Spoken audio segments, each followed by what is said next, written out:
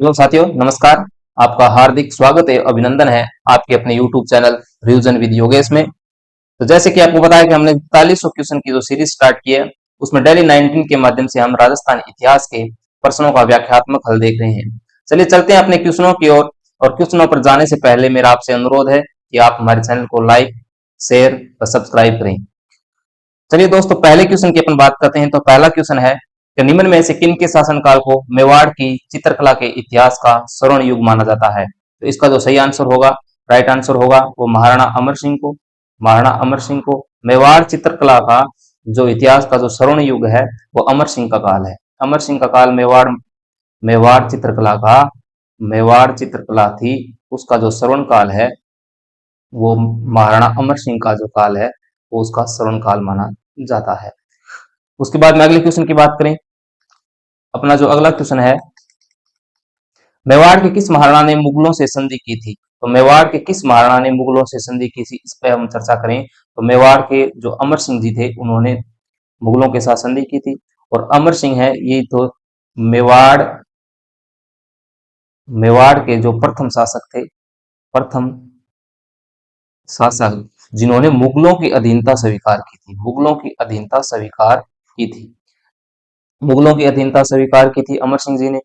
जब 1597 ईस्वी को 1597 में महाराणा प्रताप की मृत्यु हो गई थी। महाराणा प्रताप की मृत्यु के बाद उनके पुत्र थे अमर सिंह अमर सिंह। इनके जो पिता तो महाराणा प्रताप थे, इनकी माता थी अजब दे पंवार। अजब दे पंवार। अमर सिंह जब राजा बने थे तो इधर 1597 में महाराणा प्रताप की मृत्यु होगी। इधर जो दिल्ली सल्तनत का जो राजा था अकबर, अकबर की मृत्यु है वो 1605 में हो गई थी। अकबर की मृत्यु 1605 में हो गई। अकबर की मृत्यु के बाद में उसका बेटा राजा बना जिसका नाम था जहांगीर। जहांगीर अब दिल्ली सल्तनत का जो राजा वो जहांगीर है, और इधर अपने मेवाड़ का जो राजा अमर सिंह है। जहांगीर अमर सिंह का बेटा था अमर सिंह का बेटा था करण सिंह करण सिंह। इधर जहांगीर का पुत्र था शाहजहां। शाहजहां जिसे खुर्रम कहते हैं, खुर्रम। अमर सिंह संधि नहीं करना चाहता था, लेकिन सामंतों व अन्य शासकों के दबाव के कारण इसने संधि पत्र पर हस्ताक्षर करना स्वीकार किया, और संधि करने के लिए स्वयं भी नहीं गया था। इधर से तो इसके संधि मेवाड़ से संधि करने के लिए अपने आए थे। उनका नाम था आपके, एक तो शुभकर्ण पंवार थे, शुभकर्ण पंवार आए थे पंवार आए थे। और एक थे आपके हरिदास झाला, हरिदास झाला। और इधर से संधि करने के लिए ये शाहजहां खुर्रम आया था, शाहजहां खुर्रम आया था। और इस संधि के बारे में सर टॉम्स रो ने कहा है कि जो मुगल थे, इन मुगलों ने जो मेवाड़ से संधि की है, मेवाड़ से जो संधि की है, वह संधि ताकत के बल पे नहीं की है, ताकत के बल पे नहीं किया है, बल्कि दिमाग के बल पे की है। यह कथन किसने कहा? सर टॉम्स रो ने कहा कि मुगलों ने मेवाड़ से जो संधि की है वो अपनी ताकत के बल पे नहीं, बल्कि अपने दिमाग के बल पे की है। और मेवाड़ महाराणा अमर सिंह जो कि मुगलों की अधीनता स्वीकार करते हैं, और समय अधीनता स्वीकार करते हैं, लेकिन समय है वो संधि पत्र पर हस्ताक्षर नहीं करते। और इनकी तरफ से हैं वो शुभकर्ण पंवार आता है और हरिदास झाला आता है। उधर से अपने शाहजहां आते हैं, खुर्रम, जहांगीर का जो पुत्र था। अगले क्वेश्चन की अपन बात करें। किस राजपूत रानी ने हुमायूं के पास राखी भेजकर बहादुर शाह के खिलाफ सहायता का संदेश भेजा था? इसमें रानी कर्मावती शाहजहां से हुमायूं के पास राखी भेजती है और उनसे सहायता मांगती है जब बहादुर शाह है वो आक्रमण करता है। इसका जो सही आंसर क्या होगा? राइट आंसर बी हो जाएगा। अगले क्वेश्चन की अपन बात करें कि राठौड़ वंश का प्रथम बड़ा शासक कौन था? तो राठौड़ वंश का जो प्रथम बड़ा शासक था वो रावचूड़ा थे। इनके पुत्र थे रणमल। एक पुत्र इनका रणमल था। इनके पुत्रों की अपन बात करें, एक पुत्र था इनका रणमल, एक का नाम था काना। काना। रावचूड़ा की एक पुत्री थी, इसका नाम था हंसाबाई। हंसाबाई का जो विवाह है वो अपने मेवाड़ के राणा लाखा से होती है। राणा लाखा से इसकी शादी राणा लाखा से होती है। राणा लाखा और हंसाबाई से एक पुत्र का जन्म होता है जिसका नाम है मोकल, जो कि मेवाड़ का आगे राजा बनता है। और राव जोधा है, ये रणमल का जो पुत्र था, मारवाड़ का रणमल का जो पुत्र था वह राव जोधा था। अपन बात करें अगले क्वेश्चन की, तो अगला क्वेश्चन जो है कि खिल किस खिलजी वंश के शासक ने 1303 में चित्तौड़ पर आक्रमण किया था? तो 1303 में अलाउद्दीन खिलजी ने चित्तौड़ पे आक्रमण किया। अलाउद्दीन खिलजी ने जब चित्तौड़ पे आक्रमण किया, उसमें जो चित्तौड़ का राजा था वो था रावल रतन सिंह। ये रावल रतन सिंह थे, ये रावल शाखा के अंतिम शासक थे। रावल शाखा के अंतिम शासक थे। 1303 में अलाउद्दीन खिलजी ने इस पे आक्रमण किया और लगभग 8 माह तक चित्तौड़गढ़ दुर्ग को घेरे रखा। उसके बाद में इन्होंने क्या किया, चित्तौड़ पर अपना अधिकार कर लिया। और इसके जो कारण है मुख्यतः बताए जाते हैं। जो पहला कारण है कि अलाउद्दीन खिलजी की एक तो साम्राज्यवादी नीति थी, साम्राज्यवादी नीति, और चित्तौड़ का जो सामरिक व व्यापारिक महत्व था, व्यापारिक महत्व था। एक कहा जाता है कि अलाउद्दीन खिलजी से जो रावल रतन सेन के पिताजी थे समर सिंह, उन्होंने क्या किया था, टैक्स ले लिया था। टैक्स ले लिया था जब अलाउद्दीन खिलजी गुजरात के सोमनाथ मंदिर को लूटने के लिए जा रहा था, उस समय समर सिंह ने अलाउद्दीन खिलजी से टैक्स ले लिया था। और अंतिम कारण है जो गौण कारण माना जाता है, वो माना जाता है कि राव रतन सेन की जो रानी थी पद्मावती, पद्मावती या पद्मिनी, उसकी सुंदरता का कारण बताया जाता है। अगले क्वेश्चन की अपन बात करें, तो अगला जो अपना क्वेश्चन है, कछवाहा वंश का संस्थापक कौन था? कछवाहा वंश के संस्थापक की अपन बात करें तो इसका जो राइट आंसर होगा वो क्या होगा, दुल्ले राय। दुल्ले राय के अगर वास्तविक नाम की अपन बात करें तो इसका नाम वास्तविक नाम था तेजकरण।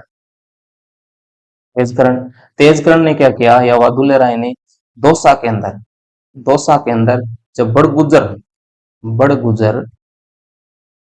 बड़गुजर मीणा बड़गुजर मीणाओं को हराकर दौसा के अंदर कछवाहा वंश की कच्छ कछवाहा वंश की नींव रखी। कछवाहा वंश की नींव रखी तथा दौसा को राजधानी बनाया। तो कछवाहा वंश का संस्थापक कौन है, दुल्ले राय है। इसका राइट आंसर बी होगा।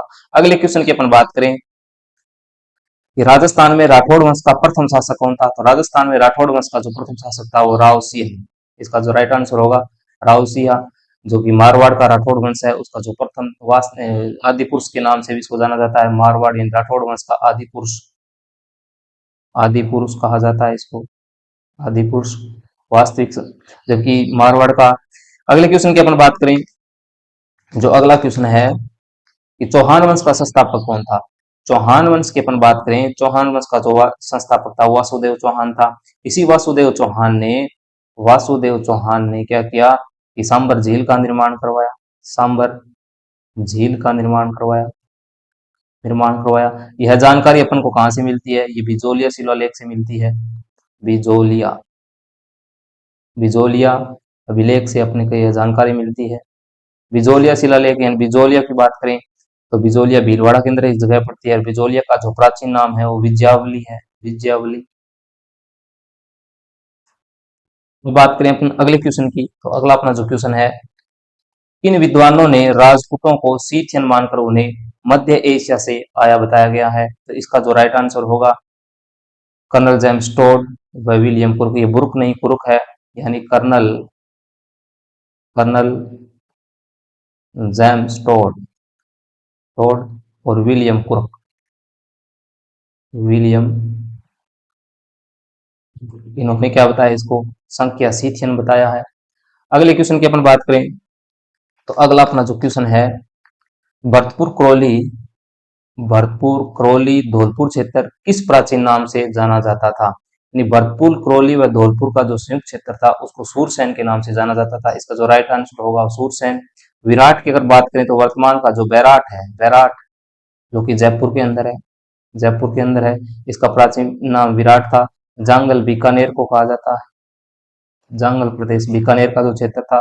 सिवी की बात करें तो मेवाड़ का जो प्राचीन नाम थे, मेवाड़ के प्राचीन नाम इसे कहा जाता था अपने मेदपाट, प्रागवाट, रागबाट या सीवी जनपद, सीवी जो जनपद था, तो सीवी जनपद की जो राजधानी थी वो मध्यमिका थी, मध्यमिका थी या मध्यमिका भी इसको कहा जाता था। मध्यमिका का जो वर्तमान नाम है वो नगरी है, और नगरी नामक स्थान वर्तमान में कहाँ है? चित्तौड़गढ़ में है, चित्तौड़गढ़ में है। अगले क्वेश्चन की अपन बात करें, जो अगला क्वेश्चन है अपना कि 7वीं से 12वीं शताब्दी का काल कौन सा काल कहलाता है? तो 7वीं से 12वीं शताब्दी का काल मध्यकालीन राजपूत काल के नाम से जाना जाता है, तो इसका राइट आंसर ए होगा। हम चलते हैं अगले क्वेश्चन पे। अगले क्वेश्चन की अपन बात करें तो सिंधु घाटी सभ्यता से लेकर गुप्त वंश के नमूनों का संग्रह किस म्यूजियम में है? सिंधु घाटी सभ्यता से लेकर के गुप्त वंश के जो नमूनों का संग्रह किस म्यूजियम में है? तो इसका जो राइट आंसर होगा तो बीकानेर म्यूजियम है, बीकानेर म्यूजियम के अंदर इसका संग्रह है। अगले क्वेश्चन की अपन बात करें, सिंधु घाटी सभ्यता, ये अपना क्वेश्चन रिपीट हो गया, इसका जी आंसर क्या होगा? बीकानेर होगा, बीकानेर है। उसके बाद में अगले क्वेश्चन की अपन बात करें तो अगला जो क्वेश्चन है अपना कि चीनी यात्री फायान ने राज्य के किस नगर की यात्रा की थी? तो इन्होंने भीनमाल की यात्रा की थी, भीनमाल, भीनमाल जो कि क्या है? जालौर के अंदर है, जालौर में। और भीनमाल को इन्होंने क्या कहा? जब चीनी यात्री फायान आए थे यहाँ पे तो इन्होंने भीनमाल को कहा पी लो, पी लो मोलो, पी लो मोलो कहा। आगे चलते हैं अगले क्वेश्चन पे। अगले क्वेश्चन की बात करें कि राजस्थान में जैन धर्म को प्रोत्साहित करने वाला मौर्यकालीन शासक कौन था?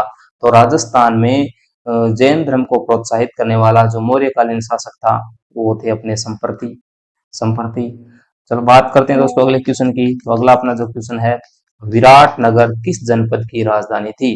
तो विराटनगर मत्स्य जनपद की राजधानी थी, विराटनगर किस जनपद की राजधानी थी? तो मत्स्य जनपद की राजधानी थी। बात करें अगले क्वेश्चन की, तो अगला अपना जो क्वेश्चन है, राजस्थान में प्राचीन काल में कौन सी नदी प्रवाहित होती थी? राजस्थान में प्राचीन काल में कौन सी नदी प्रवाहित होती थी? तो इसका जो राइट आंसर होगा वो सरस्वती नदी, सरस्वती नदी होगा। अगले क्वेश्चन की अपन बात करें तो अगला क्वेश्चन है, वर्धा से राजस्थान केसरी नामक समाचार पत्र, वर्धा, वर्धा से राजस्थान केसरी नामक समाचार पत्र का संपादन किसने किया था? तो इसका जो राइट आंसर होगा विजय सिंह पथिक ने, विजय सिंह पथिक ने एक राजस्थान केसरी, इसके बाद में उन्होंने ऊपरमाल का डंका, ऊपरमाल का डंका जो कि बिजोलिया किसान आंदोलन के जो प्रमुख नेतृत्व किया था विजय सिंह पथिक ने, यानी बिजोलिया किसान आंदोलन, बिजोलिया किसान आंदोलन, आंदोलन के सूत्रधार कह दो ये थे। इन्होंने बिजोलिया किसान आंदोलन को विश्व स्तर पर पहुंचाने के लिए, विश्व स्तर पर पहुंचाने के लिए इन्होंने जो एक है ऊपरमाल का डंका नामक एक समाचार पत्र भी निकाला था। उसके बाद में चलते हैं अपने अगले क्वेश्चन पे। अगले क्वेश्चन की अपन बात करें तो अपना जो अगला क्वेश्चन है कि निम्न में से कौन सा युग्म सम्मिलित है? निम्न में से कौन सा युग्म सम्मिलित है? तो बात करें हल्दी घाटी के युद्ध की, हल्दी घाटी का युद्ध 1556, नहीं ये गलत है, सम्मिलित नहीं है। हल्दी घाटी के युद्ध की अपन बात करें तो ये 18 जून 1576 में हुआ। किनके मध्य हुआ? Akbar versus, Akbar versus Maharana Pratap, Maharana Pratap. बात करें अगले क्वेश्चन की, खातौली का युद्ध, खातौली का युद्ध राइट आंसर है 1517 के अंदर हुआ, 1517 के अंदर। इनके मध्य हुआ राणा सांगा, राणा सांगा, मेवाड़ के महाराणा सांगा वर्सेस इब्राहिम लोदी के मध्य हुआ, इब्राहिम लोदी के मध्य हुआ। अगले क्वेश्चन की बात करें तराइन का युद्ध, अगले ऑप्शन की बात करें तराइन का युद्ध, ये 1151 में नहीं है। तराइन का युद्ध एक तो 1191 के अंदर लड़ा गया, दूसरा तराइन का युद्ध हुआ 1192 के अंदर। खानवा का युद्ध 1526 में नहीं है, जबकि खानवा के युद्ध की जो सही तारीख है, सही दिनांक है वो है 18, खानवा के युद्ध की जो सही तारीख है 17 मार्च, 17 मार्च 1527 के अंदर, 17 मार्च 1527 के अंदर। खानवा के दो युद्ध होते हैं, एक पहला युद्ध हुआ था अपने 16 फरवरी 1527 के अंदर, ये तो हुआ था अपने बयाना के अंदर, बयाना में, बयाना भरतपुर का युद्ध। ये किसके मध्य हुआ? ये राणा सांगा, सांगा वर्सेस बाबर के मध्य। इसके ठीक एक महीने बाद 17 मार्च 1527 को सांगा वर्सेस बाबर के मध्य बाबर के मध्य खानवा का युद्ध होता है। खानवा का युद्ध, खानवा है ये भरतपुर के अंदर पड़ता है, खानवा है भरतपुर के अंदर है।